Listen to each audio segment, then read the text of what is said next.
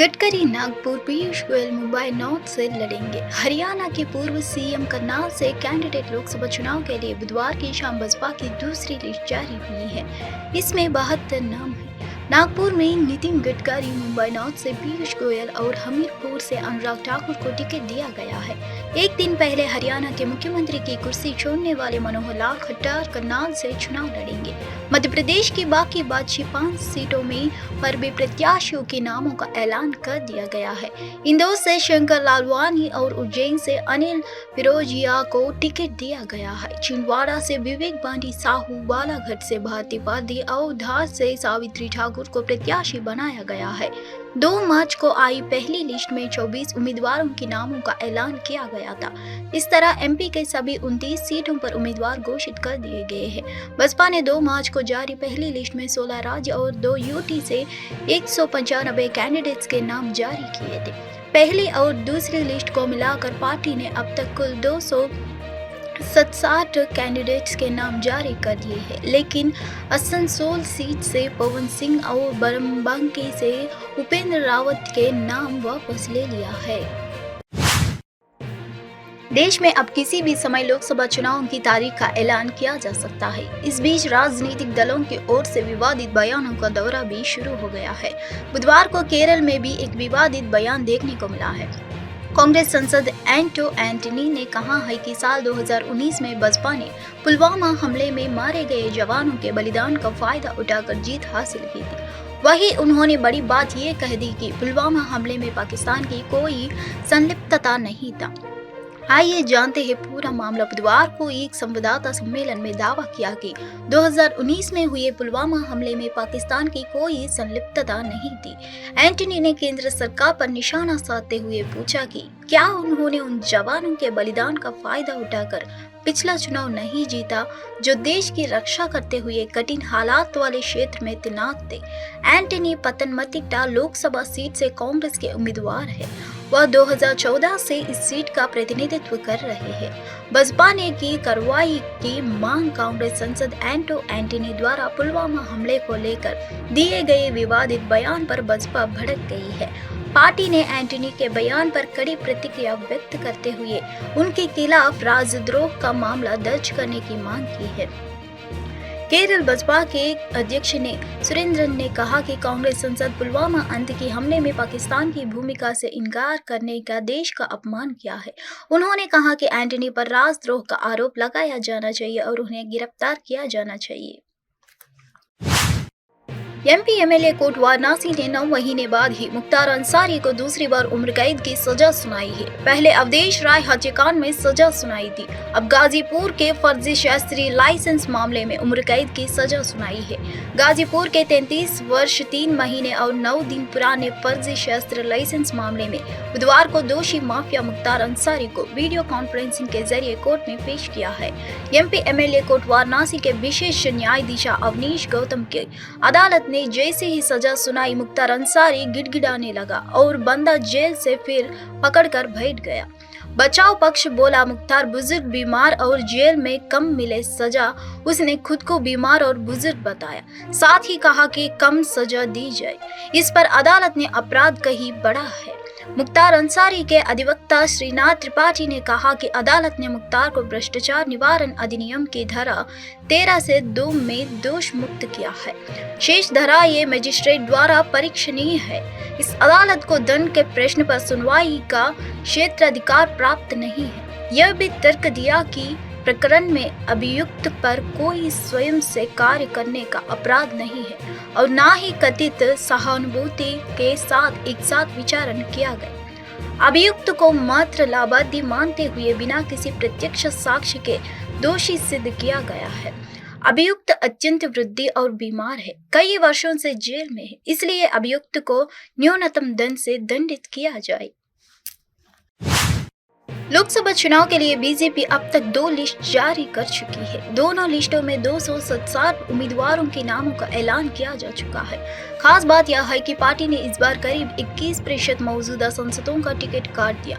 सूत्रों के मुताबिक बीजेपी ने संभावित सत्ता विरोधी लहर को ध्यान में रखते हुए बनाई गई रणनीति के तहत और जमीनी फीडबैक के बाद उम्मीदवारों के नामों पर मुहर लगाई है। आगामी लोकसभा चुनाव में अपने दम पर 370 सीटें जीतने का लक्ष्य के तहत उम्मीदवारों का चयन भी काफी अहम है। पार्टी का 2019 की तुलना में 67 सीटें ज्यादा जीतने का लक्ष्य है। बीजेपी ने उम्मीदवारों की पहली लिस्ट 2 मार्च को जारी की थी। लिस्ट में 195 उम्मीदवारों के नाम होने के बावजूद 33 सांसदों के टिकट काट दिए गए। टिकट काटने वालों में प्रज्ञा ठाकुर, रमेश बिधूड़ी और प्रवेश वर्मा का नाम भी शामिल है। 13 मार्च बुधवार को बीजेपी ने 72 नामों की दूसरी लिस्ट जारी की, जिसमें 30 सांसदों को बाहर का रास्ता दिखा गया है। बीजेपी की दोनों लिस्ट में शामिल 267 नामों में से ज्यादातर मौजूदा सांसदों का टिकट काट दिया है। पार्टी ने 140 सांसदों को रिपीट किया गया और 67 सांसदों का टिकट काट दिया है। टिकट काटने वाले 2 सांसदों में गौतम गंभीर का नाम भी शामिल है। उनकी जगह पूर्व दिल्ली में हर्ष मल्होत्रा को पार्टी ने उम्मीदवार बनाया है। हालांकि गौतम गंभीर ने पहले ही चुनाव न लड़ने का ऐलान किया था। लोकसभा चुनाव को देखते हुए बीजेपी की निगाहें बिहार पर जमी हुई है। बिहार में बीजेपी की भूमिका लंबे समय से नीतीश कुमार की सहयोगी पार्टी की रही है, लेकिन इस बार वह नेतृत्व भी भूमिका में आ गई है। बिहार एनडीए में बीजेपी अब लीडिंग पोजीशन में है और सबसे ज्यादा सीटों पर चुनाव लड़ने जा रही है। एलजेपी के चिराग पासवान गुट के साथ जारी गतिरोध खत्म होते ही सीट शेयरिंग फॉर्मूले पर भी मुहर लग गई। अब यह साफ हो गया है कि बीजेपी बिहार में 40 में से 17 सीटों पर चुनाव लड़ेगी। नीतीश कुमार की जेडीयू 16 सीटें और चिराग पासवान की एलजेपी 5 सीटों पर अपने उम्मीदवार उतारेगी। वहीं उपेंद्र कुशवाहा और जीतन राम मांझी के पाले में 1 से लेकर 1 सीट आई है। लंबे गतिरोध के बाद बिहार में बीजेपी और चिराग पासवान के बीच सीट शेयरिंग पर सहमति बन गई है। बीजेपी ने साफ तौर पर चिराग पासवान को 6 सीटों की पेशकश की थी। सूत्रों के मुताबिक विपक्षी गुट इंडिया के एलपीजे के 8 सीटों की पेशकश की थी। इनमें 6 सीटें उसने 2019 में जीती थी। चिराग पासवान ने हाल ही में दावा किया था कि हर पार्टी उनके साथ गठबंधन चाहती है और उनको अपनी तरफ करना चाहती है। उन्होंने 5 सीटों पर समझौता कर लिया है। बैठक के बाद उन्होंने यह भी साफ कर दिया कि उनके चाचा पशुपति पारस को उनके कोटों से कोई सीट नहीं दी जाएगी। जागरण संवाददाता चंडीगढ़ दिल्ली के रामलीला मैदान में आज संयुक्त किसान मोर्चा की ओर से एक बड़ी महारैली बुलाई गई है। यहाँ पर एक बड़ी किसान महापंचायत होने जा रही है। इस किसान महापंचायत का सुबह 11 बजे से दोपहर 2 बजे तक रखा गया है। इसके मद्देनजर दिल्ली पुलिस द्वारा राजधानी में सुरक्षा के सख्त बंदोबस्त किया गया है। किसान महापंचायत को देखते हुए दिल्ली पुलिस ने ट्रैफिक एडवाइजरी जारी की। दिल्ली ट्रैफिक पुलिस ने लोगों को कई रास्तों से होकर जाने से बचने की सलाह दी है और साथ ही कहा कि लोग जारी एडवाइजरी को मानें। 60,000 लोगों के आने की संभावना उम्मीद जताई जा रही है कि इस होने वाली बड़ी किसान महापंचायत में 50,000 से ऊपर लोग आएंगे। किसान महापंचायत का समय सुबह 11 बजे से दोपहर 2 बजे तक रखा गया है। फरीदकोट से करीब 1,000 किसान कई ट्रेनों से बुधवार रात रवाना। कुछ किसानों ने निजी वाहनों से भी दिल्ली कूच किया है। पंजाब से बुधवार को बरनाला से करीब 1500, फिरोजपुर से 800, बटाला से 200, अमृतसर से 850, पटियाला से 100, संगरूर से 400 और फरीदकोट से करीब 1,000 किसान विभिन्न ट्रेनों से रवाना हुए हैं। पश्चिम बंगाल के गिरफ्तार टीएमसी नेता शेख शाहजहां के खिलाफ जमीन हड़पने का मामले में ईडी ने शिकंजा कसना शुरू कर दिया है। ईडी गुरुवार सुबह से शेख शाहजहां के ठिकानों पर छापेमारी कर रही है। वहीं इससे पहले ईडी की टीम उसके आवास पर छापेमारी करने गई तो इलाके में उसके समर्थकों ने एजेंसी के अधिकारियों और उनके साथ गए सीएपीएफ कर्मियों पर पथराव किया था। पश्चिम बंगाल के गिरफ्तार टीएमसी नेता शेख शाहजहां के खिलाफ जमीन हड़पने के मामले में ईडी ने शिकंजा कसना शुरू कर दिया है। ईडी गुरुवार सुबह शेख शाहजहां के ठिकानों पर छापेमारी कर रही है। वहीं इससे पहले ईडी की टीम बंगाल में उत्तर 24 परगना जिले के बनागांव स्थिति के उसके आवास पर छापेमारी करने गई थी तो इलाके में उसके समर्थकों ने एजेंसी के अधिकारियों और उनके साथ गए सीएपीएफ कर्मियों पर पथराव किया था। राशन घोटाला और संदेशकाली मामले का आरोपी टीएमसी नेता शाहजहां शेख कई दिनों तक गायब रहा था, लेकिन बाद में उसे बंगाल पुलिस ने गिरफ्तार कर लिया था। शाहजहां शेख पर संदेशखाली में महिलाओं का यौन उत्पीड़न करने तक के आरोप लगे हैं, साथ ही उस पर जमीन गबन तक के आरोप लगे हैं। अदानी समूह के अध्यक्ष गौतम अदानी ने 13 मार्च को आयोजित एक कार्यक्रम में प्रश्न उत्तर दौरे में हाल के कॉरपोरेट इतिहास के सबसे चुनौतीपूर्ण प्रकरणों में से एक पर खुलकर विचार करते हुए हिंडनबर्ग हमले और समूह की प्रतिक्रिया रणनीतियों पर अंतर्दृष्टि संज्ञा की। मुंबई अपने संबोधन के दौरान गौतम अदानी ने टिप्पणी की कि अदानी समूह को एक अमेरिकी शॉर्ट सेलर के महत्वपूर्ण हमले का सामना करना पड़ा, जिसका उद्देश्य समूह को अस्थिर करने और भारत की शासन प्रथाओं को खराब करना था। उन्होंने कहा कि इन चुनौतियों के बावजूद अदानी समूह लचीला बना रहा, अपनी प्रतिष्ठा की रक्षा की और अपने संचालन के लिए प्रतिबद्ध रहा। पिछले साल 24 जनवरी को हम पर एक अमेरिकी शॉर्ट सेलर ने बड़े पैमाने पर हमला किया था। इसका उद्देश्य सिर्फ हमें अस्थिर करना नहीं था, बल्कि भारत की शासन पद्धतियों को राजनीतिक रूप से बदनाम करना भी था। हमारी नींव हिलाने की कोशिश के बावजूद हम मजबूती से खड़े रहे, न केवल अपनी प्रतिष्ठा की रक्षा की, बल्कि यह भी सुनिश्चित किया कि हम अपने परिचालन पर ध्यान केंद्रित रखें, गौतम अदानी ने कहा है। Last year, the 24th January, we were subject to a massive attack by US short seller.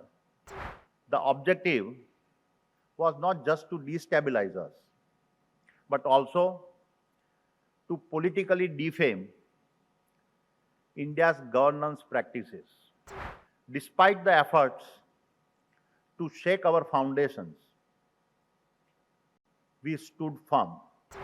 This episode also gave us a confidence in our own resilience. It is the ability to manage complexity that will differentiate. मुख्य चुनाव आयुक्त राजीव कुमार ने 13 मार्च को जम्मू कश्मीर में press conference को संबोधित किया। उन्होंने कहा कि चुनाव आयोग जम्मू कश्मीर में शांतिपूर्ण ढंग से लोकसभा चुनाव कराने के लिए तैयार है। हम प्रतिबद्ध है कि जम्मू कश्मीर और पूरे देश में चुनाव शांतिपूर्ण होंगे। हम जम्मू कश्मीर के मतदाताओं से आने वाले चुनाव में बड़ी संख्या में भाग लेने की अपील करते हैं। हमने राजनीतिक दलों के साथ बैठक की। उन्होंने कहा कि चुनाव पारदर्शी होने चाहिए। कुछ दलों ने कहा थे ऐसी धारणा है कि प्रशासन पक्षपाती हो सकता है, राजीव कुमार ने कहा है। मेरी सभी मतदाताओं से गुजारिश है कि वो चुनाव के इस त्योहार में बढ़कर के हिस्सा लें। जो चुनाव हम कराएंगे JNK में भी और पूरे देश में भी, जिसकी तैयारी पूरे देश में चल रही है। ये हमारा लास्ट विजिट है। स्टेट्स को हम विजिट कर चुके हैं काफी। बिल्कुल पीसफुल, प्रलोभन मुक्त और अधिक से अधिक भागीदारी के साथ कराएं। लोकसभा का कार्यकाल 16 जून 2024 को समाप्त हो रहा है।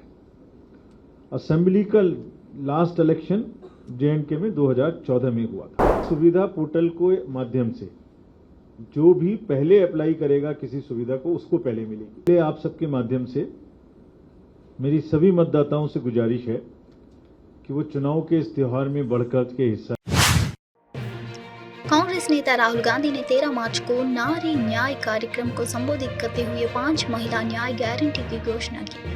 उन्होंने घोषणा की कि अगर उनकी पार्टी सत्ता में आई तो भारत की हर गरीब महिला को उनके बैंक खाते में सालाना 1 लाख रुपए दिए जाएंगे। उन्होंने आगे कहा, भारत की हर गरीब महिला को भारत सरकार द्वारा उनके बैंक खाते में सालाना 1 लाख रुपए दिए जाएंगे। महिलाओं को सरकारी नौकरियों में 50% आरक्षण दिया जाएगा। आशा, आंगनवाड़ी कार्यकर्ताओं और मध्यगृह भोजन योजनाओं में काम करने वाली महिलाओं के लिए बजट में केंद्र सरकार की हिस्सेदारी 2 गुनी हो जाएगी। महिलाओं को उनके अधिकारों के बारे में शिक्षित करने और उनके मामले लड़ने के लिए एक नोडल अधिकारी नियुक्त किया जाएगा। देश के हर जिले में महिलाओं के लिए सावित्रीबाई फुले छात्रावास स्थापित किया जाएगा।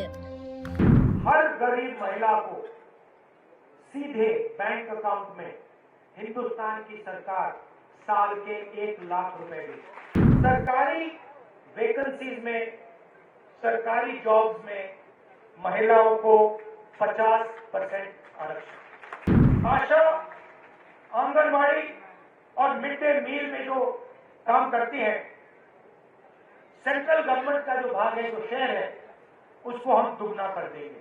हर पंचायत में एक अधिकार मैत्री को हम अपॉइंट करेंगे। वो महिलाओं को उनके अधिकारों के बारे में समझाएंगी। हर डिस्ट्रिक्ट में महिलाओं के लिए हॉस्टल खोलेंगे। 5 ऐतिहासिक अनाउंसमेंट किए हैं। सबसे पहला और शायद सबसे जरूरी, हिंदुस्तान की हर गरीब महिला को